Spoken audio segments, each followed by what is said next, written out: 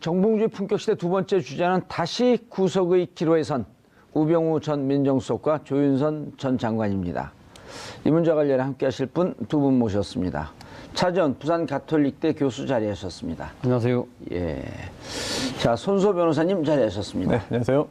시청자 여러분들께서도 샵 5400, 샵 5400으로 다양한 의견 문자로 보내주시기 바라겠습니다. 지금 이 순간 페이스북 라이브로도 시청하실 수 있습니다. 하하, 오늘 우병우 전 수석은 구속 적부심 신청해서 지금 적부심 심사를 하고 있고요. 그 다음에 조윤선 전 수석은 구속 영장 실질심사. 실질심사. 아, 우리나라 국민으로 살기 힘들어요. 이게 다 이거 실질심사 적부심 적부심이라 그러죠. 그냥 적부심 심사라고 하죠. 구속 적부심. 구속 적부심. 자, 상황이 어떻게 된 건지 좀 정리를 간단하게 좀 해주시죠. 예, 우병우 전 민정수석은 일단 구속이 돼 있죠. 예. 구속이 돼 있지만 자신의 그 구속영장은 발부돼 있지만 그 구속 여부가 그러니까 정당하냐 부당하냐를 다시 한 번 더 따져보겠다고 해서 지금 법원에다 그걸 신청을 했습니다. 그래서 구속 적부심 심사를 받고 있는 것이고요. 그리고 지금 조윤선 전 정무수석은 지난번 블랙리스트와 관련된 재판에서는 1심에서 집행유예를 받아서 불구속 상태로 지금 현재 이 항소심을 진행 중이지만 또 다른 혐의가 나타난 거죠. 국정원의 특활비를 받은 거, 특수활동비를 받은 거하고 그러니까 화이트리스트 관련해서 다시 재구속영장이 다른 별건으로 지금 신청이 된 겁니다. 이거와 관련해서 영장실질심사를 받고 있는 겁니다. 예, 알겠습니다. 상황이 어떻게 될 거라고 보시나요? 조윤선 전 장관 같은 경우에는 제가 볼 때 구속영장이 발부될 가능성이 매우 높지 않나. 혐의는 뭐죠? 5천만 원 받은 거죠. 그렇습니다. 500만 원씩. 이 국정원 특활비를 지속적으로 받았고요. 또 받은 사실 자체를 부인하고 있지 않아요. 인정을 인정했어요. 합니다. 그렇다면 예. 그에 대한 법적인 평가, 법적인 판단이 어떻게 되는지가 굉장히 중요한데 이미 관련된 다른 피의자들도 다 구속된 상태에서 수사를 받고 있습니다. 곧 재판으로 넘겨지겠죠. 그렇다면 조윤선 전 장관 같은 경우에도 뭐 특별히 다르지 않아요. 예. 다르지 않습니다. 그렇다면 이번에도 같은 평가를 받아서 구속영장이 발부될 두 번째 구치소에 들어갈 가능성이 상당히 높아 보이고요. 예. 또 우병우 전 수석 같은 경우에는 물론 뭐 김관진 전 장관이나 뭐 임관빈 전 실장 같은 경우에는 구속 적부심을 통해서 석방됐습니다. 그러나 그때와 또 사정이 또 좀 다릅니다. 우병우 전 수석의 경우에도 이게 사적인 그런 그 보복 또는 사적인 어떤 이익을 위해서 이석수 전 특별감찰관에 대한 사적인 그런 감찰 또는 뭐 뒷조사를 시켰다는 거 아니겠습니까? 그런 사실 자체를 지금 다투지는 못하고 있는데요. 예. 그렇다면은 구속 적부심을 통해서 석방되기보다는 기각 결정을 받아서 계속해서 구속 상태가 유지되지 않을까 이렇게 생각됩니다. 시간은 많이 걸리나요? 그 구속영장 발부에 대해서는 보통 새벽에 결론이 나는데 네. 새벽까지 심리할 게 많다는 겁니까? 아니면 사람들 다 잘 때 좀 관심이 좀 덜 할 때 아니 이거 기다리라고 잠을 못 자겠어요? 사실 하루에도 여러 건의 구속영장 실질심사가 열리곤 하거든요. 예. 그래서 한 건당 뭐 5분 만에 끝나기도 합니다. 그런데 굉장히 중요한 사안이고 굉장히 치열하게 다투기 때문에 시간이 오래 걸리는 것이고요. 그 후에 또 이제 판단하는 이제 서류 심사하는 그런 시간도 꽤 걸리는데 웬만한 사건 같은 경우에 하루에 몇 건을 해도 저녁 무렵 또는 뭐 늦기 전에 한 뭐 9시, 10시 정도에 많이 나옵니다. 예. 그런데 새벽까지 간다는 얘기는 기록이 방대하기도 하겠고요. 그리고 또 이게 너무 쉽게 빠른 시일 내에, 빠른 시간 내에 결정이 나오면 아니 제대로 본 거 맞아? 아하. 라고 하는 판단을 들 수 있거든요. 이건 일종의 이미지 메이킹도 좀 있는 거네요. 제가 뭐 직접 판사로서 일을 해보진 않기 때문에 그렇습니다만 다른 사건들과 비교해 볼 때 너무 시간을 오래 끌죠. 네, 그게 아마 뭔가 판사 입장에서 고민도 있지 않을까 생각됩니다. 예. 추가 근로수당을 많이 주는 건 아닐까요? 글쎄요. 야근수당 실제로 야근수당 청구해서 받는다는 얘기 잘 못 들어봤습니다. 네. 그럼 노동 착취인데요, 이게? 아니 뭐 본인이 일을 하더라도 뭐 청구를 해서 결제를 받고 그다음에 수당을 받는 건데 근데 이게 영장 실질 심사를 전담하는 영장 전담 판사가 이렇게 하면은 거의 매일 야근해야 되는 것 같은데요. 네. 돈 주면? 안 줘도요. 안 줘도요? 네. 예. 우 전 수석이 네. 주장하고 있는 게 국정 불법 사찰을 국정원에 지시해 그리고 이를 비선보고 추명호 국장을 통해서 비선보고를 받았다는 거 아니에요? 그렇죠. 예. 그리고 중간에 있는 최윤수 2차장은 개통상에 있지만 본인은 패싱하는 자리였다라고 하는 것 때문에 이제 구속영장 발부가 안 됐는데 그렇죠. 이것 때문에 어쨌든 이것이 직권남용. 예. 그리고 그 불법 사찰은 심각한 상황 아니에요? 그렇죠. 사실은 이 지금 이석수 특별감찰관이 그 직주 업무가 뭡니까? 대통령과 대통령의 그 측근들을 감시 감독하는 이야기이지 않습니까? 그렇다고 한다면 우병우 수석도 이석수 특별감찰관의 감찰 대상인 거죠. 예. 그 감찰 대상이 자신에게 불이익이 올 수 있는 감찰을 하니까 그 자신이 지금 이용할 수 있는 그 권력의 그 수단을 동원해서 그 수단이 일종의 국정원의 비선 이 조직들을 동원해서 자신을 정당하게 감찰하는 특별감찰관을 역으로 감찰한 거거든요. 뒷조사. 그리고 보면 일종의 자신의 이익을 위해서 권력을 사유화해서 정당한 법 질서를 방해하는 행위니까 이건 심각한 사안인 거죠. 그리고 예. 누구보다도 법을 엄중하게 집행하고 해야 되는 민정수석이 그 행위를 저질렀다고 한다면 그 죄는 더 엄중할 수밖에 없는 거 아니겠습니까? 그런 측면에서 본다고 한다면 저는 뭐 제대로 된 구속적부심 심사가 이루어진다고 한다면 저는 뭐 우병우 전 수석이 구속적부심에서 살아날 가능성은 거의 없다고 봅니다. 그럼에도 불구하고 근데 왜 했을까라는 의문이 들지 않습니까?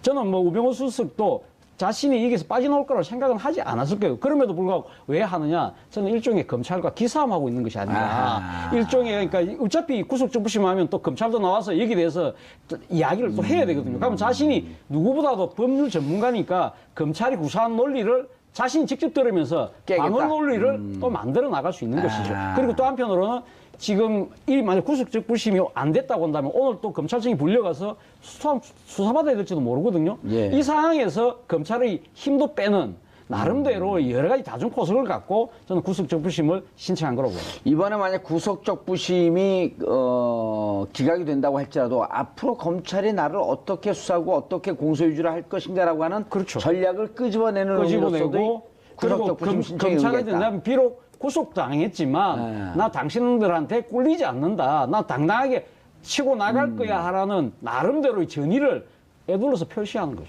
특히나 이제 우병우 전 수석이 지금 검찰의 지금 그 교수님 분석대로 저기서 그 범죄도시에서 그러잖아요. 네, 어떤 네 거요? 내가 누군지 아니? 이거 안 보셨어요? 봤습니다. 예. 네, 똑같네요. 내가 누군지 아니? 장첸하고 똑같습니다. 네가 누군지 알아야 하니? 그 최민수 아닙니까 모래시계? 아니요.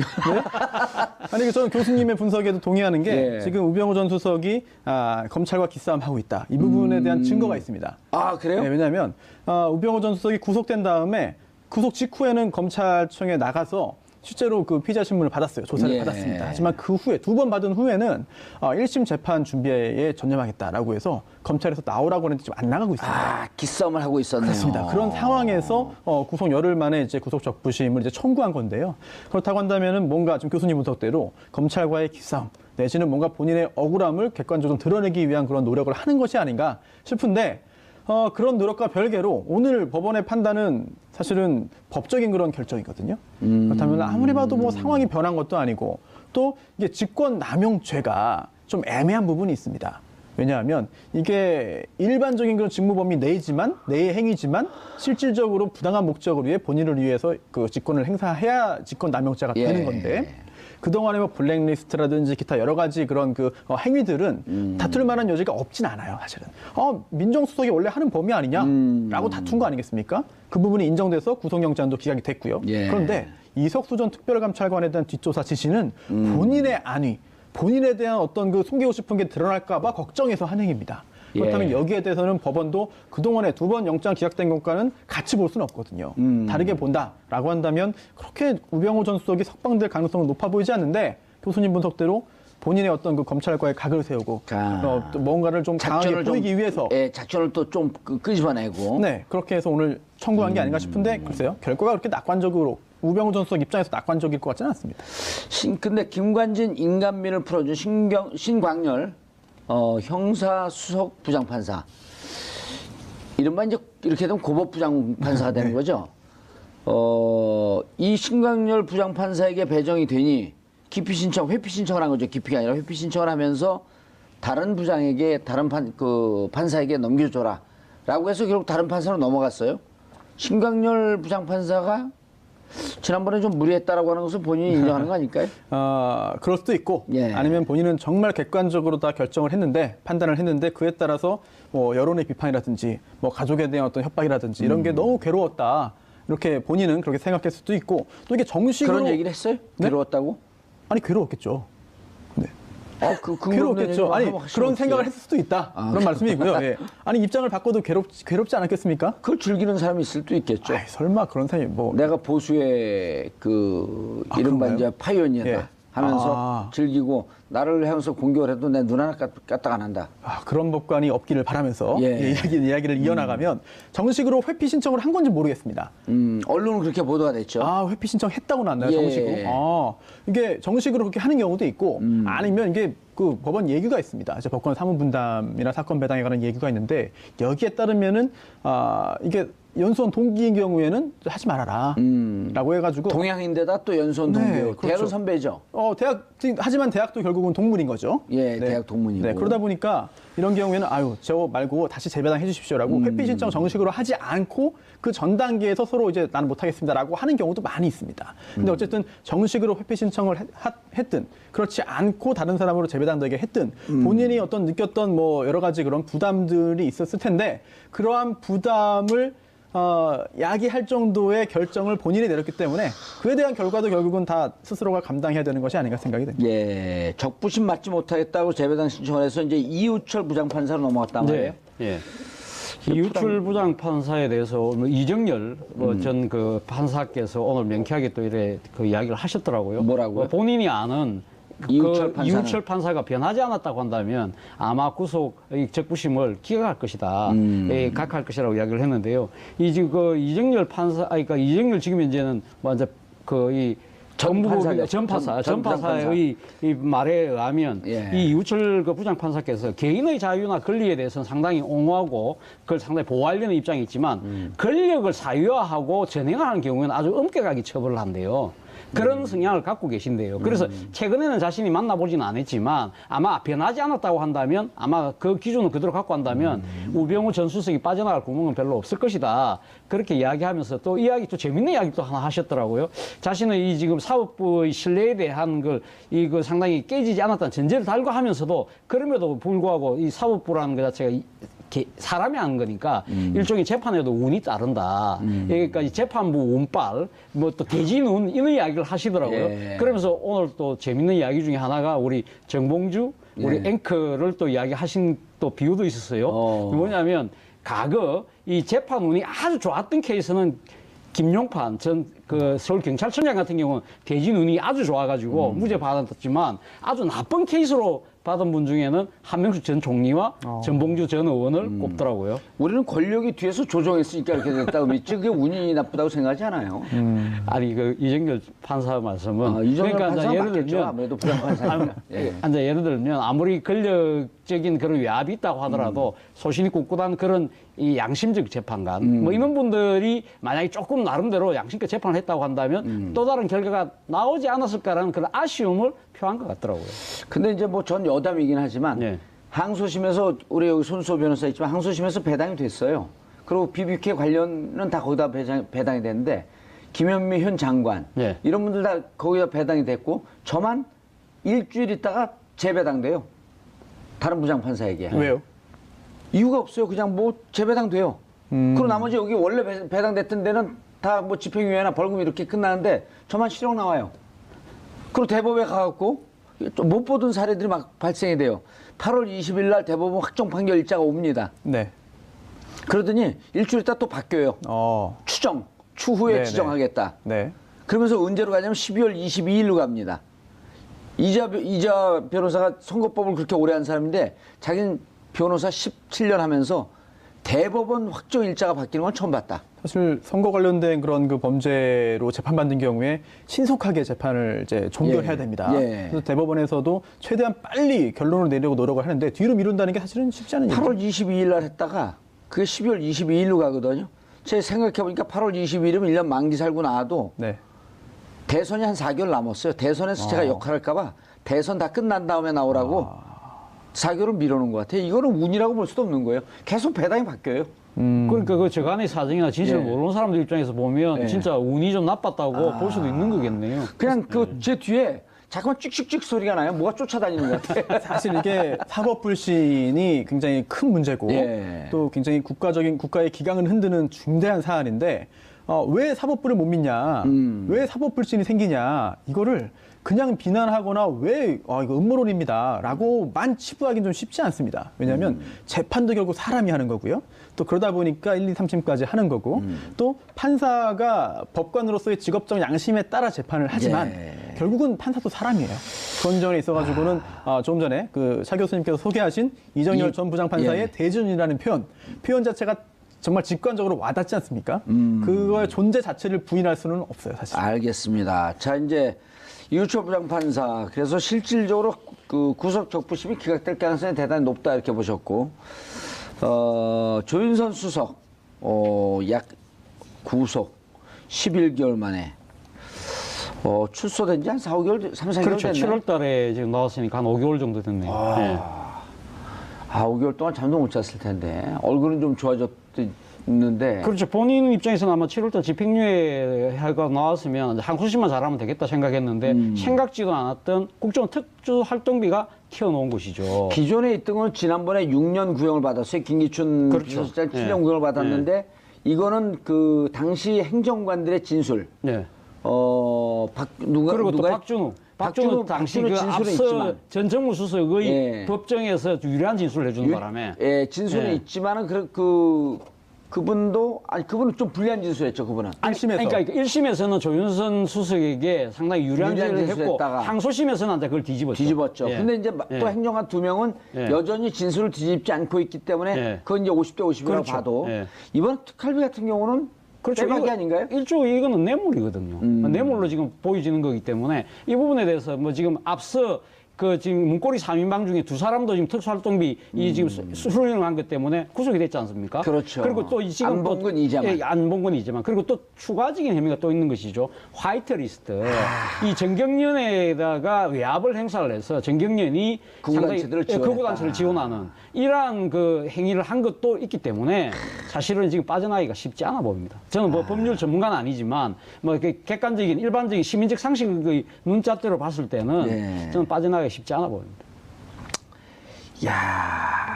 이게 지금 검찰은 이 특활비를 받은 것 자체를 뇌물수수로 지금 판단하는 것 같습니다. 예. 그래서 이번에 그렇게 적용해서 영장을 청구를 했고 만약 발부된다고 한다면 기소도 그렇게 할 텐데 중요한 거는 지금 조윤선 전 수석의 어떤 그 항변이죠. 전액 공적인 업무에 썼다. 관행으로 알았다라고 하면서 뇌물죄는 전혀 아니다라고 주장을 하고 있는데 그렇다면 중요한 게 이 전액 공적 업무에 썼다는 주장이 사실이라 하더라도 그렇다면 이 공적 업무가 도대체 뭐냐라는 점이 굉장히 좀 중요한 그런 쟁점이 될 것 같습니다. 예. 예를 들어서 이러한 것 자체를 조윤선 전 장관이 어떤 그 개인적으로 연결되는 목적으로 사용했다. 라고 한다면은 그런 조윤선 전 장관의 어떤 주장은 좀 신빙성을 잃게 되는 것이고요. 예. 또 설령 공적인 업무에 썼다 하더라도 그래서 본인의 부처나 또는 본인이 써야 되는 돈을 누군가의 돈을 받아서 썼고 그로 인해서 국정원 특히나 뭐 추명호 전 국장 등 아니면은 뭐 기타 관련된 사람 돈을 마련해 준 사람 돈을 전달해 준 사람에게 어떤 인사상의 이익 등등이 있었다라고 한다면 그거 자체가 또 뇌물죄가 될 수는 있거든요. 변호사님, 송 네. 변호사님, 저는 이해가 안 되는 게 네, 우리 동네 아는 분이 금은방을 털었어요.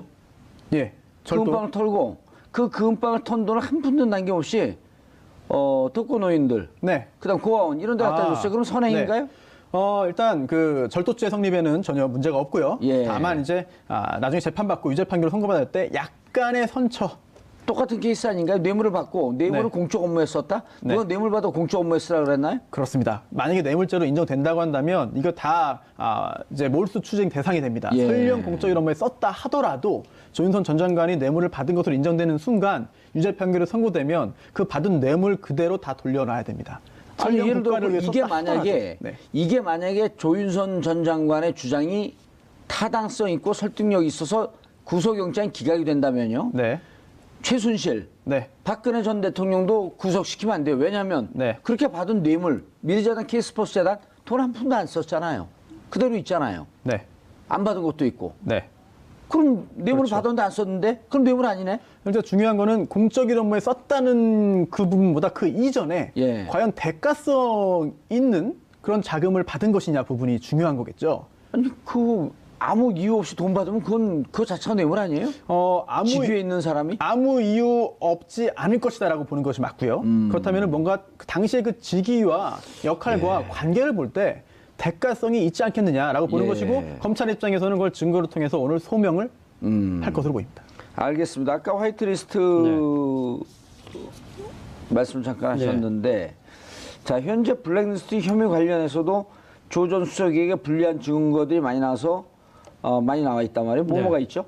지금 지난번 1심에서 예. 1심에서 조윤선 전 수석에게 상당히 유리한 진술을 했던 박준우 전 방금 정무수석 말씀하셨죠? 예, 예. 조윤선 전 수석의 바로 전임자입니다. 전임자가 인수인계를 했다. 인수인계를 했고 그 부분에 대해서 사실 1심 재판 때는 여러 가지 자신이 그러니까 조윤선 수석에 대한 불리한 진술을 특검에서 한 부분에 대해서 주위에서 손가락질을 하는 것 같고 그래서 약간 좀 미안하게 돼서 법정에서 사실 위증죄에 대한 그런 별로 이 고려 없이 진술을 했다. 그 유리하게 진술했지만 사실 진실은 내가 인수해 준 게 맞다고 지금 항소심에서 했기 때문에 사실 그게 불리하게 되는 것이고요. 또 하나는 지금 박준우 전 수석이 먼저 있었던 거죠. 먼저 있다가 인수인계를 해준 거죠. 인수인계를 해준 거고 그리고 또 허연준 행정관이라고 정무 그 수석실에 있었던 이 행정관이 우리 수석님이 뭐 도와라 했다. 뭐 그런 이메일도 있는 것이고요. 그리고 또 허연준 행정관은 이걸 왜 썼다고 그러나요? 별 설명이 없나요?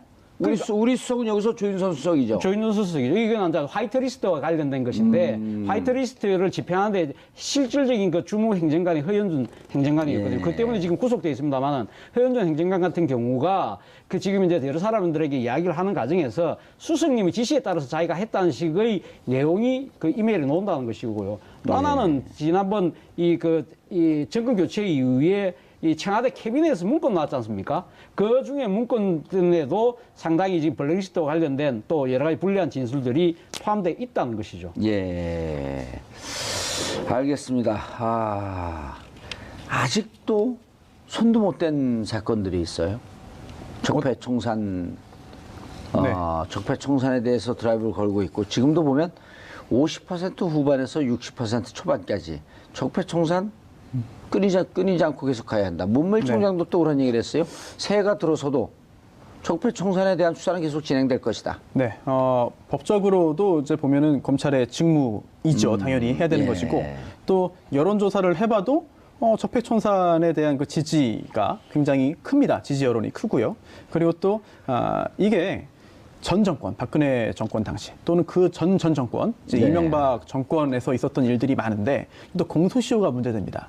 그렇다면은 이 수사의 속도를 늦추거나 아니면 수사에 착수하지 않았을 경우에는 나중에 굉장히 큰 비판을 받을 수가 있습니다. 특히나 이제 혹시라도 어떤 사안에 대해서 수사를 하라는 여론이 있거나 아니면 법조계에서도 이건 문제된다라고 하는 그런 지적들이 있었는데 검찰에서 수사에 착수하지 않아서 또는 수사에 적극적으로 나서지 않아서 공소시효가 완성되어 버린다면 그 부분에 대해서는 정말 더 이상 법적으로 다툴 수 없는 상황이 초래되고 말거든요. 그렇기 때문에 문무일 총장도 그런 상황이 발생하지 않도록 하기 위해서 노력을 할 것으로 보이고 해야 되겠죠. 오민석 판사가 오민석 부장판사네요. 권순호 부장판사, 오민석 부장판사, 강부영 단독판사. 왜 우리가 그런 걸 외우면서 살아야 되죠? 지금 그만큼 지금 이 적폐와 관련된 수사에서 지금 상당히 서울중앙지방법원 내 상당히 또 영장이 지금 몰리다 보니까 또 그 개별 사안 하나하나 자체가 많은 국민적 관심과 그것도 거기 또 향후 미치는 파장이 크지 않습니까? 그러다 보니까 이걸 실질적으로 담당하고 있는 판사분들에 대해서 역대 경우와 달리 많은 국민적 시선이 지금 모아지고 있는 것이죠. 우병우 연수원 19기 이런 걸 왜 외워야 되죠, 우리가? 서울대 대학교 3학년 때 사법고 실패했다 이런 걸 왜 외워야 되냐고요. 그냥 국민은 국민으로서의 자연스러운 권리만 누리고 의무만 다하고 살면 되는데. 워낙에 또 뉴스에 보도가 많이 되고 또 약간 좀 납득하기 어려운 결정들이 나오기 때문에 국민들께서도 그런 부분을 외우려고 외우는 게 아니라 하도 많이 접하니까 외워지는 것 같습니다. 제가 외우면 5천만 국민이 다 외우고 난 다음에요. 그런가요? 제가 암기를 우리 대한민국 5천만 국민 중에 네. 거의 꼴찌에 해당하기 때문에 네. 예. 이거 외우려고 저는 얼마나 힘이 들었겠어요. 아니 근데 그 주요한 그런 그 법조인들의 어떤 그 기수라든지 예. 보직이라든지 그 동안의 뭐 경력이라든지 그거 굉장히 많이 알고 계시잖아요. 좀 있어 보이려고. 효과가 좀 있는 것 같습니다. 네. 자, 오민석 판사가 오늘 이제 실질 심사를 해요. 네. 그 조윤선 전 장관의. 네. 근데 블랙리스트 증거들은 현재 거론되지 않고 화이트리스트와 특활비 이것에 대해서만 구속영장을 청구한 거죠? 예, 그렇습니다. 이번에 구속영장 구속해야 된다라고 예. 할 때 구속영장에 그런 구속의 사유가 있는데 그럼 범죄 혐의가 드러나겠죠. 들어 있는 거죠. 거기에 보면 국정원 특활비가 뇌물이다라는 점, 또 화이트리스트가 직권남용이다라는 점 등등의 그걸 이유로 구속영장을 청구한 것이기 때문에 그러한 부분에 대한 범죄 사실을 소명하기 위한 소명전화가 첨부돼 있을 것이고요. 또 이런 것도 있습니다. 원래는 뭐 공소 제기할 때는 공소장 일본주의이기 때문에 기타 다른 범죄 사실에 대한 거를 적으면 안 되는 것이지만 예. 이 사람이 굉장히 좀 위험한 사람이다라든지 또는 과거에도 법을 좀 우습게 한다라든지 이런 점을 보이기 위해서 직접적으로 관련은 없지만 다른 사항도 증거 자료로 참고 자료로 덧붙여서 제출할 수는 있거든요. 제가 블랙리스트 검사라면 자료도 좀 넣긴 넣겠네요, 그러면. 뭐 넣을 수도 있는 거죠. 정말 어떻게든 구속을 시키기 위해서 모든 노력을 아마 할 것인데 이렇게 다른 사안에 대한 그 자료를 참고 자료 내지 소명 자료로 제출하는 것 자체를 불법이라고 보기 어렵기 때문에. 예. 네. 또 하나 궁금한 게 이번에 보면 그 이제 우리 사회 공직자로서 거의 장관급 위치에 있는 분들이 많이 구속이 돼요. 네. 그런데 이제 일반적인 국민들의 법 감정은 이렇게 국정농단한 사람들을 당연히 구속 수사해야지. 네. 라는 국민 감정은 있지만 또 한켠에서는 불구속 수사와 불구속 재판의 원칙을 지켜야 한다. 네. 그런데 유독 국정농단 사건에 대해서만 거의 모두 구속영장을 청구하는 이유는 뭔가요? 맞습니다. 지금 말씀하신 대로 불구속 수사와 재판이 원칙입니다. 그런데 예외적으로 구속 사유가 존재하면 구속해야 되는 것인데 네. 이게 유명한 사람 그리고 또 모두가 아는 사람 이런 사람에 대해서는 구속 사유가 강하게 존재한다라고 보는 측면이 있고 또 반대 측면도 있습니다. 왜냐면요. 굉장히 많이 알려진 사람이기 때문에 도주 우려가 없다. 아니 도주 우려가 있거나 또는 증거인멸에 염려가 있어야 되는데 증거도 이미 다 확보됐고 예. 뭐 더 이상 할 게 없다. 그리고 다 모두가 아는 사람인데 출국 금지돼 있고 어디로 도망가겠느냐라고 한다면 불구속 수사 원칙의 어떤 그 근거로 작용할 수 있고요.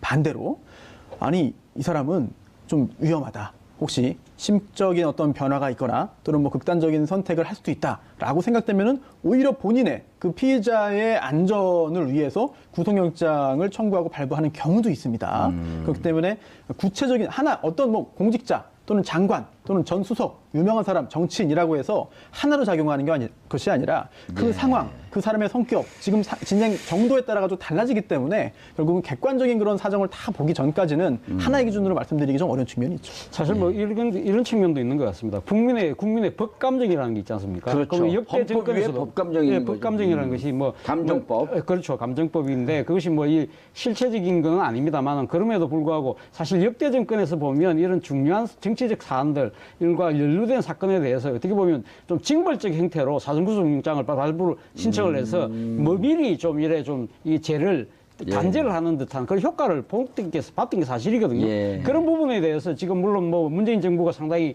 국민의 그 기대를 안고 출범했습니다만 그러한 사법적 간행을 하루아침에 바꾸기가 쉽지 않다는 것이죠. 그리고 또 하나는 지금 이 적폐와 관련된 수사 자체가 국민적 공분을 상당히 사고 있는 사안이기 때문에 여기에 대해서 지금 이 법조의 간행이 잘못됐다고 해서 바꾼다는 그 자체가 어떻게 보면 적당하게 수사를 하려고 하는 거 아니냐는 오해를 불러일으킬 수도 있다는 것이죠. 그렇기 때문에 물론 뭐 이 검찰도 나름대로 이 불구속 수사의 원칙은 언젠가는 확립해야 되겠다고 고민은 하겠습니다만은 예. 지금은 적절한 시점은 아니라고 판단할 수밖에 없는 것 같습니다. 그리고 웬만한 사건에 있어서 검찰이 이거 봐라 범죄 범했다라고 할 때 나는 무죄다라고 부인을 하면 사실은 도주의 염려가 사실상 추정이 되는 게 실무입니다. 혹은 증거 인멸을 하려고 하든지. 그렇습니다. 예. 아니 이거 봐라 검찰이 증거 냈는데 무죄를 강하게 예. 강변할 때는 이쯤 되면 도주하려고 그런 거 아닙니까? 그럴 예를 염려가 들어 있다고 출국 판단되는 거죠. 금지한다고 하더라도 국내에서도 도망가면 재판이 이루어지지 않는 거 아니에요? 그렇습니다. 이게 이 원칙이 불구속 수사의 원칙이 당연히 있는 거지만 예. 이 적용이 모든 사람에게 공평하게 평등하게 되고 있느냐 알겠습니다. 라는 점에 대해서는 좀 논란이 있는 거죠. 자, 아까 잠깐 저희가 짚다가 말았는데 새 넘기는 적폐청산에 대통령께서 한 말씀 하셨어요. 그렇죠. 대통령께서 어제 그 국무위원들하고 예. 송년 만찬을 했습니다. 만찬을 어허. 하시는 자리에서 이 올 한 해도 사실 나라를 바로 세우는데 앞장서서 고맙다. 그러면서 내년에도 나라를 나라답게 만드는 일에 좀 더 진력해달라. 그리고 지금 이 나라를 만드는 일이 단순하게 내년에 끝나는 것이 아니라 이 다음 정권까지 이어져야 된다고 이러는데 지금 대통령께서는 나라를 나라답게 만든다는 그 표현 자체가 사실 어떻게 보면 적폐 이 청산에 대한 의지를 상당히 애둘러서 표현한 것이라고 이렇게 지금 읽혀지는 거거든요. 바로 그 때문에 지금 그 문재인 대통령이 지금 그 적폐청산 수사가 적폐청산이 어떤 식으로든 계속되어야 된다. 그러면서 또 하나 당부는 이 적폐청산이 적폐청산 그 자체만 머무를 것이 아니라 적폐청산을 통해서 국민의 삶이 좀 더 나아지는 쪽으로 제도적 개선도 이루어져야 된다는 당부도 함께 했습니다. 나라의 시스템과 기강도 바로 그렇죠. 세워야 예. 되고 그리고 이렇게 바로 잡아놓으면 다시 혹시 보수 정권을 간다고 하더라도 다시 역진이 되지 않도록 하는. 제도적 장치까지 만들어져야 된다는 것이 대통령이 당부했습니다. 그러기 예. 위해서 지금 적폐라고 칭하겠는데요.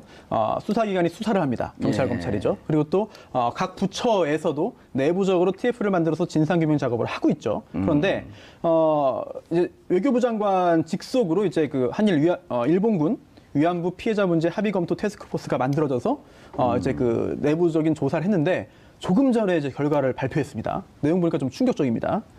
피해자의 의견을 충분히 수렴하지 않았다라는 점, 뭐 당연하겠죠. 그리고 또 비공개된 부분이 있다.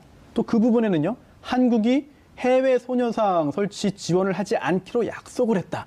그리고 이거를 국민들에게 공개하지 않았다는 거거든요. 이게 내부 TF의 조사 결과 나왔습니다. 그렇다면은 이게 범죄인지 여부는 다음으로 논하더라도 도대체 왜 숨겼나?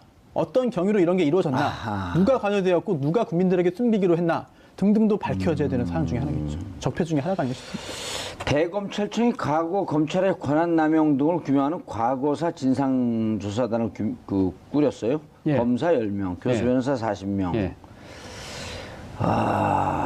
검찰이 과거사위원회에서 다시 들여다보겠다? 사실은 지금 그 정권 교체가 되고 난 뒤에 예. 지금 국정원 특수활동비가 지금 이렇게 수면에 올라온 것도 이 국정원의 과거사에 대한 적폐를 청산하겠다는 진상조사위원회의 그 TF의 결과거든요. 그런 식으로 따지고 본다고 한다면 검찰의 지금 과거에 잘못했던 여러 가지 검찰의 문제에 대해서 자체 조사는 사실 좀 다른 부처에 비해서 늦었지만 지금 어제 문물 총장께서 그 언론 인터뷰를 통해서 그러니까 과거 검찰이 잘못했다고 여겨지는 사건들에 대해서 철저히 들여다보겠다고 대국민 이제 공개 약속을 하신 거거든요. 예. 뭐 지금 그와 관련해서 여러 가지 사건들이 많죠. 뭐 예를 들면 정년주 전 KBS 사장 예. 그때 사실 기소됐다가 무죄됐지 않습니까? 그리고 PD 수첩 사건이라든지 또 국정원 여직원 감금 기소 사건도 사실은 수사가 제대로 이루어지지 못했다는 부분 뭐 그런 거 그리고 또 하나는 박근혜 전 대통령의 그 세월호 7시간 관련해서 산케이 신문이 보도했을 때 산케이 신문 기자를 기소를 해서 결국은 예. 무죄가 판결이 났던 이 상당히 국제적인 망신을 자초하지 않았습니까? 예. 어떻게 보면 이 정권의 하명에 의한 수사를 검찰이 왜 할 수밖에 없었는지 거기에 대한 자체 진상을 통해서 아마 자체 반성을 하겠다는 그러한 의지의 표현으로 읽히고 있습니다. 아주 민감한 사안들이에요, 다 근데. 그걸 다 하나씩 민감한 사안들이. 예. 그것이 과연 검찰 이 독자적인 판단이었느냐? 그렇지 않고 예를 들면 정권의 의지에 의해서 따라서 했다고 한다면 말 그대로 이 검찰권이 정권의 정치적 목적에 의해서 도구로 사용된 그러한 하나의 케이스가 되지 않겠습니까? 아니, 주제와 관련 없지만 2015년 12월 28일 위안부 합의할 때 네. 당시 고위급 회담이 별도로 있었던 거 아닌가라고 하는 소문이 돌았는데 네. 결국 그 부분도 드러난 거 아니에요? 그렇죠. 이병규 국정원장이 이병규의 국정원장이 그때 당시 일본의 일본- 국정원장급과 사전에 얘기를 해서 네. 그렇다면 국정원장이 나갈 때는 국정원장이 저거 외교부 윤병수 장관 맡기면 안 되겠어. 이거 내가 좀 해야 되겠는데 하는 것은 국정원장과 윤병수 외교부 장관하고 대등한 관계거든요. 그럼 누군가 위에서 컨트롤 타워에서 지시를 해야지 가능한 거 아니에요? 그때는 국정원장이 아니고 아마 제가 알기로는 대통령 비서실장으로 비서실장으로 그래요. 와 예. 있었죠. 와 있었기 때문에 아마 박근혜 그 당시 대통령하고 이 비서실장으로서 아마 상당히 그 이야기가 되고 그리고 또 본인이 주일대사로 갔을 때 사실 하명 중에 하나가 그 일본군 위안부 문제를 풀려는 그런 그걸 받고 가는 거 아닙니까? 예. 그거 하다가 얼마 안 돼서 국정원장으로 들어오면서 나름대로 국정원장 들어오고 난 뒤에도 한일 간에 아주 뜨거운 현안이었기 때문에 계속적으로 이야기를 했던 것 같아요. 그러면서 비서실장으로 가면서 아마 대통령 옆에 모시고 있으니까 예. 제가 가면 모든 걸 끝낼 수 있습니다. 알겠습니다. 그런 식으로 이야기가 되지 않았나 알겠습니다. 자, 오늘 구속 적부심 신청하는 우병우 기각될 거라고 보시나요? 네. 예, 조윤선 전 장관은 구속영장 발부될 것 같습니다. 발부될 거라고. 네. 아, 오늘은 그럼 빅데이가 되겠는데요. 아무래도 구속을 바라는 분들 입장에서는 그런 성과가 있고 또 반대로 또 이제 판단을 받는 그 당사자 입장에서는 또 한 번의 절망이 되지 않을까. 예, 알겠습니다. 두 분 수고하셨습니다.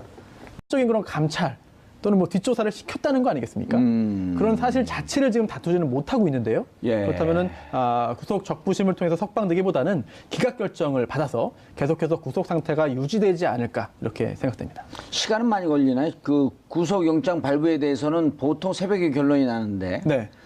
새벽까지 심리할 게 많다는 겁니까? 아니면 사람들 다 잘 때 좀 관심이 좀 덜 할 때? 아니 이거 기다리라고 잠을 못 자겠어요? 사실 하루에도 여러 건의 구속영장 실질심사가 열리곤 하거든요. 예. 그래서 한 건당 뭐 5분 만에 끝나기도 합니다. 그런데 굉장히 중요한 사안이고 굉장히 치열하게 다투기 때문에 시간이 오래 걸리는 것이고요. 그 후에 또 이제 판단하는 이제 서류 심사하는 그런 시간도 꽤 걸리는데 웬만한 사건 같은 경우에 하루에 몇 건을 해도 저녁 무렵 또는 뭐 늦기 전에 한 뭐 9시, 10시 정도에 많이 나옵니다. 예. 그런데 새벽까지 간다는 얘기는 기록이 방대하기도 하겠고요. 그리고 또 이게 너무 쉽게 빠른 시일 내에 빠른 시간 내에 결정이 나오면 아니 제대로 본 거 맞아? 아하. 라고 하는 판단을 들 수 있거든요. 이건 일종의 이미지 메이킹도 좀 있는 거네요.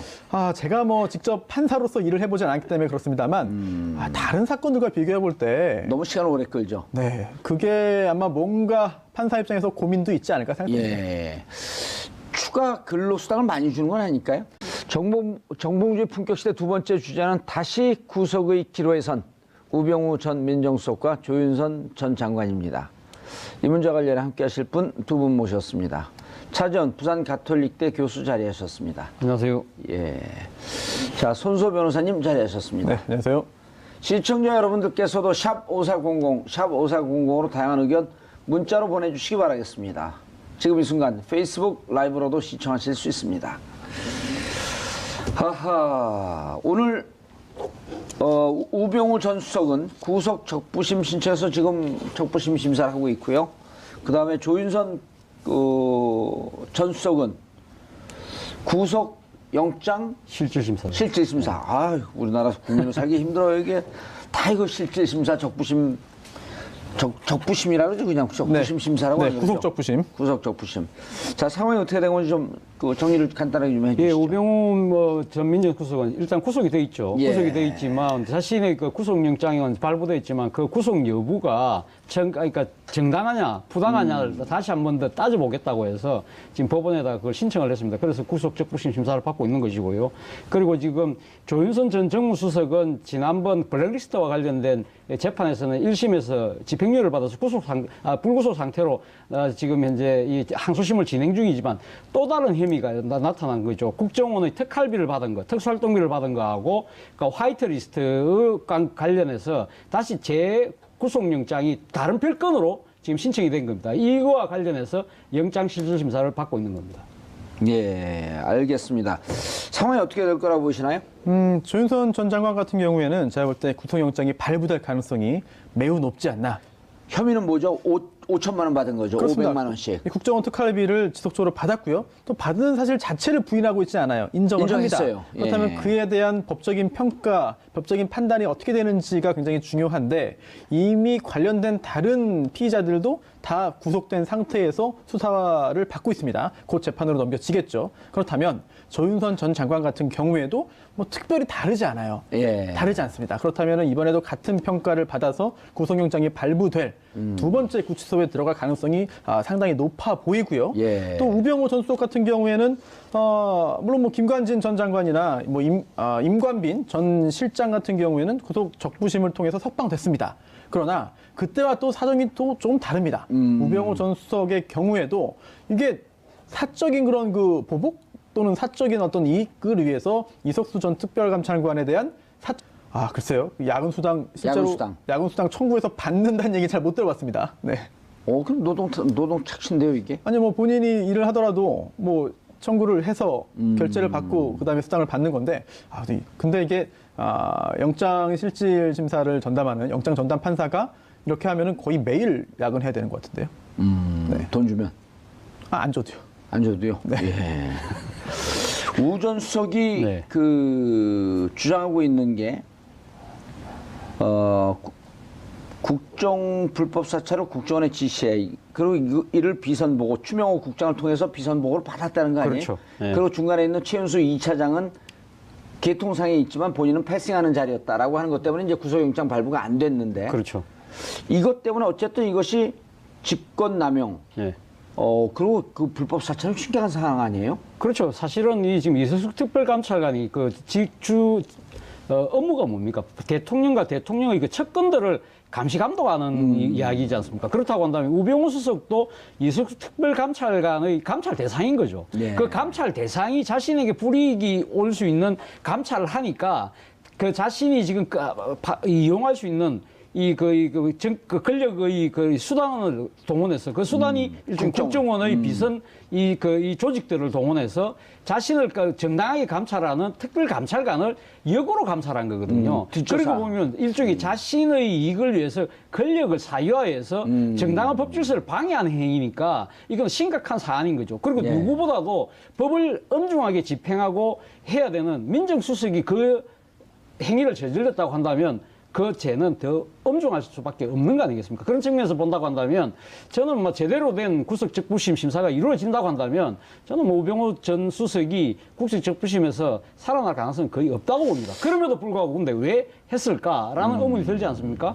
저는 뭐 우병우 수석도 자신이 여기서 빠져나올 거라고 생각은 하지 않았을 거예요. 그럼에도 불구하고 왜 하느냐? 저는 일종의 검찰과 기싸움하고 있는 것이 아닌가. 일종의, 그러니까 어차피 구속적부심하면 또 검찰도 나와서 여기에 대해서 또 이야기를 또 해야 되거든요. 그러면 자신이 누구보다도 법률 전문가니까 검찰이 구사한 논리를 자신이 직접 들으면서 방어 논리를 또 만들어 나갈 수 있는 것이죠. 그리고 또 한편으로는 지금 만약 구속적부심이 안 됐다고 한다면 오늘 또 검찰청이 불려가서 수사받아야 될지도 모르거든요. 예. 이 상황에서 검찰의 힘도 빼는 나름대로 여러 가지 다중포석을 갖고 저는 구속적부심을 신청한 거라고 봅니다. 이번에 만약 구속적부심이 기각이 된다고 할지라도 앞으로 검찰이 나를 어떻게 수사하고 어떻게 공소유지를